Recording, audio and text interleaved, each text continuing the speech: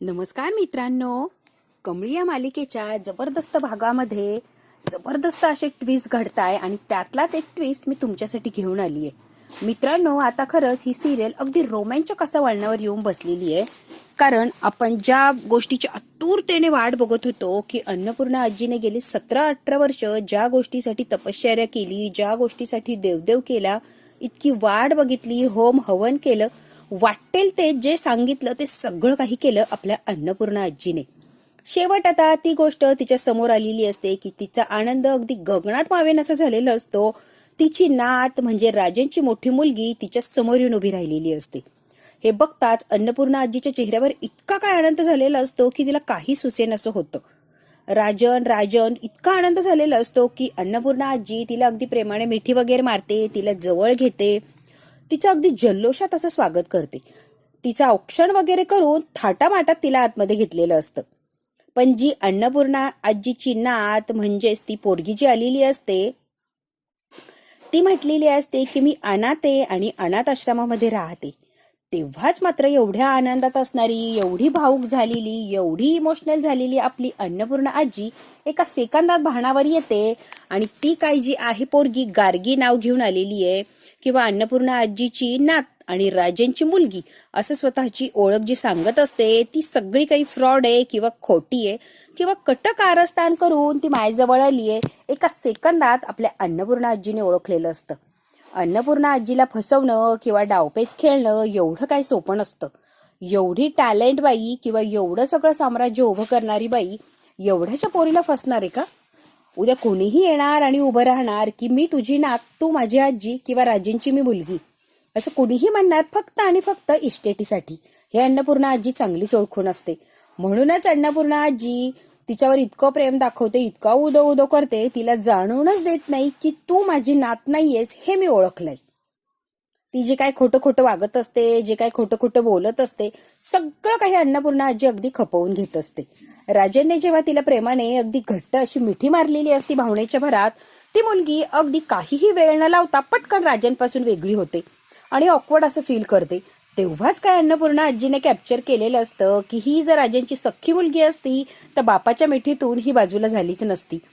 ही कोणीतरी फ्रॉड आहे किंवा काहीतरी कपटीपणा करण्यासाठी माझ्या घरात आली किंवा माझा पैसा बघून ती माझ्याकडे आली आहे किंवा मी आत्तापर्यंतची एवढी इमोशनल होतीये किंवा माझी नात नात करून सगळीकडे जे ओरडतीये त्याच गोष्टीचा फायदा घेऊन त्याच गोष्टीचा फायदा करण्यासाठी ती माझ्या घरात आली आहे. अन्नपूर्णा आजीने आता हे सगळं काही ओळखलेलं असतं. पण अन्नपूर्णा आजी एकही शब्द बोलत नाही किंवा मी सगळं ओळखलंय असं सांगून सुद्धा देत नाही. सगळं काही नॉर्मल अगदी चाललेलं असतं. आता मात्र इकडे कमळीला खूप असं उत्सुकता लागलेली असते की अन्नपूर्णा आजी इतक्या दिवसांची वाट बघतीये. ती अन्नपूर्णा आजीची नात कशी असेल दिसायला, कोण असेल, कुठून आली असेल, काय, सगळं काही तिला उत्सुकता लागलेली असते. तिची अगदी तडफड चाललेली असते अन्नपूर्णा आजीची नात बघायची आहे म्हणून. पण आता कामिनीने सांगितलेलं असतं की समोर यायचं नाही, तुम्ही कामाला आला तुमचं कामच करायचं, नाही तर मालकाला सांगून कामावरनं काढून टाकेल. मग कशाला बिचारी पुढे येण्याचा प्रयत्न करतीये. पण तरीही तिचा अगदी तरफडा होत असतो की मी कधी जाणार आणि कधी अन्नपूर्णा आजीच्या चेहऱ्यावरचा तो आनंद बघणार आणि त्यांची नात आलीये ते सुख त्यांच्या चेहऱ्यावर मला दिसणार. सगळं काही कमळीला अगदी प्रामाणिकपणे बघायचं असतं. पण आता मजबुरी असते, ते ती कामासाठी गेलेली असते आणि सरांना जर कळालं तर सर तिला कामावरून काढून टाकतील. काही नियम असतात, त्या नियमात तिला राहून ते काम करायला लागतं. त्यामुळे कमळीने आता स्वतःला सावरलेलं असतं आणि ती काही येत नाही. तिचं काम तिथेच ती करत बसलेली असते. अन्नपूर्णा आजीला मात्र ही खोटी नात बनून आलेली आहे या गोष्टीचा धक्का बसलेला असतो.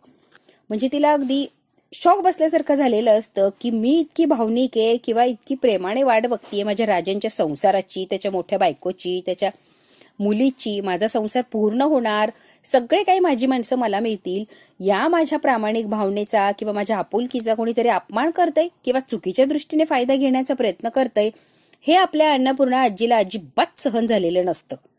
तिची अगदी तळपायाच्या मस्तकात गेलेली असते. पण आता सगळ्यांच्या समोर जर दाखवलं तर पितळ उघडं पडणार या मुलीचं आणि मग हिची काय नाटकं किंवा काय प्लॅन करून ती घरात घुसलीये ते सगळ्यांना कळणार. त्यामुळे अगदी अलगद तिच्याच पद्धतीने तिच्याच सारखं राहून तिला घराच्या बाहेर काढायचं असं आपल्या अन्नपूर्णा आजीने डोक्यातल्या डोक्यात प्लॅनिंग केलेलं असतं. आता तिला नयनतारा, ऋषी सगळ्यांची ओळख करून देते. ही माझी मोठी नात, हे अमकं आहे, हे देवघर आहे, हे तुझे बाबा आहे. खूप खूप साऱ्या गोष्टींची तिला ओळख करून दिलेली असते. तिने सुद्धा मुकाट्यानं भामट्यासारखं सगळं काही बघितलेलं असतं, पण तिला कशात काही इंटरेस्टच नसतो. तिला फक्त कामिनीने रागिणीने दिलेल्या पैशांमध्ये इंटरेस्ट असतो. त्यासाठी अगदी स्टॅच्यू सारखी ती उभी राहिलेली असते. अन्नपूर्णा आजीने आता सांगितलेलं असतं की आपण केक सुद्धा कट करणार आहोत माझ्या मोठ्या नातीच्या हाताने. ती एवढी ऐन वेळेला आली आहे, तर मग आता तिच्या हाताने सेलिब्रेशन झालं पाहिजे. तर मग केक सुद्धा तिच्या हातानेच कट करूया. आजीला हा खोटेपणा अजिबात सहन होत नाही किंवा जास्त काळ तिला हे खोटेपणात राहताच येत नाही. डायरेक्ट तिने ऋषीला हाताला धरलेलं असतं आणि ऋषीला म्हणते की ऋषी, ही नात खोटं बोलतीये, माझी नात नाहीये. कुणीतरी फ्रॉड मुलगी आहे किंवा कुणीतरी इथे प्लांट केलीये, तेही पैशांसाठी. त्यामुळे हिच्यावर मला विश्वास तर नाहीच आहे आणि ही जी काय सांगतीये ते सगळं काही खोटं आणि फ्रॉड आहे. आता ऋषीने अन्नपूर्णा आजीचं म्हणणं समजून घेतलेलं असतं आणि अचानक येणं वगैरे हे सगळं फिल्मी स्टाईलने झालेलं असतं. त्यामुळे सगळ्यांना जरा ऑकवर्ड वाटत असतं. पण आता अन्नपूर्णा आजीच्या समोर कोण काय बोलणार म्हणून सगळे काही सहन करतात. आता फायनली ऋषीने सगळ्यांना एकत्र जमवलेलं असतं. कार्यक्रम अगदी आटपतच आलेला असतो. मला सगळ्यांना सांगायचे आणि सगळ्यांनी लक्ष देऊ नाही का की ही जी आली मुलगी ही अन्नपूर्णा आजीची सख्खी नात नाही, कोणीतरी फ्रॉड आहे. कोणीतरी फ्रॉड आहे या शब्दामुळे सगळ्यांच्याच पायाखालची जमीन सरकलेली असते. कामिनी आणि रागिणीचा चेहरा अगदी पांढरा पडलेला असतो, कारण त्यांनी ही मुलीला इथे आणलेलं असतं. त्यांचा हा सगळा काही काळा बाजार असतो. आता मात्र त्यांच्या लक्षात येतं की आपण स्वतःला जेवढं हुशार समजतो त्यापेक्षाही कैक पटीने हुशार अन्नपूर्णा आजी आहे. आपण मूर्ख आहोत हे त्यांनी एक्सेप्ट केलेलं असतं. एका सेकंदात अन्नपूर्णा आजीने सगळे डावपेच ओळखलेले असतात आणि ही माझी नात नाही हे सगळ्यांच्या समोर आणलेलं असतं. ती पोरगी इतकी भामटी झालेली असते की अगदी खाली मान घालून उभी राहिलेली असते. ऋषी म्हणतो, हे बघ, तू आजीची नात नाहीये हे आम्ही पहिल्याच मिनिटाला ओळखलं होतं. अन्नपूर्णा आजी म्हणते, जी कोणी आहेस ना बाई, तू पैशांच्या बळावर इथे आली आहे किंवा पैसे घेऊन इथे आली आहे माझ्या भावनांशी खेळायला. आता खरं खरं आणि मुकाट्याने सांगायचं की तुला इथे कोणी पाठवलंय, माझ्या भावनांशी खेळ करायला तुला इथे कोणी पाठवलं हे अगदी मुकाट्यानं आणि सहज सांग, नाही तर माझी पावर वापरून तर मी तुझ्याकडून तर बोलून घेणारच आहे. सत्य काय ते तू सांगितल्याशिवाय मी तुला इथून काय सोडत नसते. ऋषी म्हणतो, पटापट बोलायला सुरुवात कर, नाही तर पोलिसांना बोलवणार. पोलिसांचा हिसका दाखवला की सगळं काही पोपटासारखं बोलायला लागणार. ती पोरगी आता थरथर कापायला लागलेली असते आणि इकडे तिकडे बघते आणि कामिनीकडे बघते. कामिनी अगदी नकळत तिला बोटाने खुणवते की शांत बस, काहीही बोलण्याची गरज नाहीये, जे चाललंय ते अगदी तसंच चालू दे. कामिनी म्हणते, काय काय काय म्हणताय तुम्ही, ही तुमची नात नाही? म्हणजे अगं बहिणी, तुला काही धोका वगैरे झाला की काय? आता तिने एवढा फोटो वगैरे दाखवलाय, ती सांगतीये मी राजनची मुलगी आहे, तर असेल की तुझी नात, नाही कसं म्हणतीये? अन्नपूर्णा आजी कामिनीच्या नाटकांकडे किंवा चोंबड्यापणाकडे अजिबात लक्ष देत नाही आणि ऋषी आणि अन्नपूर्णा आजी तिच्यावर ऍक्शन घेत असतात. आता मात्र ती पूर्ण चपापलेली असते आणि जेवढी काही पाहुणी मंडळी अगदी धक्का बसलेला असतो. अन्नपूर्णा आजी म्हणते, कोणालाही काही वाटू देऊ नका, हिला पहिल्याच मिनिटात मी ओळखलं होतं. ती जेव्हा म्हटली की मी अनाथ आश्रमातून आले. अनाथ आश्रमातून येणं शक्यच नाहीये, कारण माझी मोठी नात आणि तिची आई मुंबईमध्येच आहे. ती शिक्षणासाठी आली आहे आणि ती नात शिक्षण घेते आणि माझी सून तिला शोधण्यासाठी मुंबईत आली, मला पक्की अशी खबर आहे. त्यामुळे माझी मोठी सून मेली आहे आणि माझी नात अनाथ आश्रमातून आली हे सगळं काही खोटं आणि थोतांडे. हे मला तेव्हाच लक्षात आलं होतं, पण अजून काय काय नाटकं करते किंवा किती किती खोटं बोलते हे बघण्यासाठी हिचं नाटक मी असं सुरू ठेवलं. आता मात्र ती पोरगी इतकी इतकी चपापलेली असते की तिच्याकडे शब्दच राहिलेले नसतात. अगदी ततमम करायला लागलेली असते आणि आता रागिनी आणि कामिनी यांना घाम फुटलेला असतो. आता जर या पोरीने खरं काय ते सांगितलं तर अन्नपूर्णा आजी हाताला धरून बाहेर काढणार यात काही शंकाच नाही. आता मात्र काय करू आणि काय नाही अशी अवस्था झालेली असते. अन्नपूर्णा आजी बिचारी खूप खचून गेलेली असते की तिच्या भावनांशी कुणीतरी असं खेळतय म्हणून. आता ऋषीने धमकी दिलेली असते आणि ती पोरगी डायरेक्ट घाबरते आणि म्हणते, कामिनीने मला इथे पाठवलं अन्नपूर्णा आजीच्या समोर असं नाटक करायचं की मी तुझी सख्खी नात राजेंची पोरगी आहे म्हणून, आणि माझी आई वारली आहे आणि मी अनाथ आश्रमात राहते. ही सगळी काही पट्टी मला पडवली होती कामिनीने आणि त्यांनी मला खूप सारे पैसे सुद्धा दिले होते आणि सगळं काही जे केलंय ते मी कामिनीच्या सांगण्यावरून केलंय. त्यामुळे मला पोलिसांच्या ताब्यात देण्याचा काही एक अधिकार नाहीये. पोलिसांकडे जर द्यायचं असेल तर त्या कामिनीला आणि त्यांच्या मुलीला द्या. माझी मजबुरीचा त्यांनी फायदा घेतला, पैसे फेकले आणि मला इथे कामाला पाठवलं.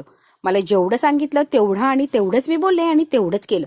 त्यामुळे याच्यात माझा काही एक संबंध नाहीये आणि मी पैशांसाठी काम करते. त्यामुळे पोलिसात द्या किंवा कुठेही द्या, काही एक फरक पडत नाही. त्या पोरीने धाडकन असं तोंडावर सांगितलेलं असतं. आता मात्र कामिनी आणि रागिनी यांची काही खेर नाही. अन्नपूर्णा आजी इतकी रागाने बघायला लागलेली असते की यांना खाऊन टाकू की काय अशी अन्नपूर्णा आजीची इच्छा झालेली असते आणि राजन तर काय अगदी तळपायाच्या मस्तकात उतरलेली असते. कामिनी आणि रागिनी कधीही सुधारणार नाही, ही काळ्या दगडावरची पांढरी रेख. अन्नपूर्णा आजी म्हणते हा नालायकपणा, हे थर्ड क्लास वागणं तुझं असू शकतं, यात काही शंकाच नाही. आणि 100% मला तेव्हाच खात्री पटली होती जेव्हा ही म्हटली की मी अनाथ आश्रमातून आले.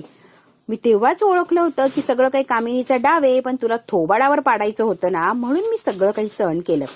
आता मात्र कामिनी तुला कालच माफ केलं होतं. आता अन्नपूर्णा आजी म्हणते पहिली आणि शेवटची या घरातली भेट, डोळ्याने बघून घ्यायचं घर आणि या घरातून चालतं व्हायचं, नाहीतर मी तुला पोलिसांच्या ताब्यात देणार, काही मागचा पुढचा विचार न करता. कामिनी आता इतकी घाबरलेली असते, रडायला लागते, गयावया करते, पण तिच्या ड्राम्याचा किंवा या नाटकाचा काही एक उपयोग होणार नसतो. अन्नपूर्णा आजी आता तिला हाताला धरून बाहेर काढणार, यात काही शंकाच नाही.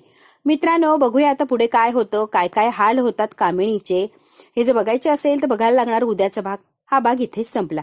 व्हिडिओ आवडल्यास लाईक, शेअर, सबस्क्राईब नक्की करा. धन्यवाद.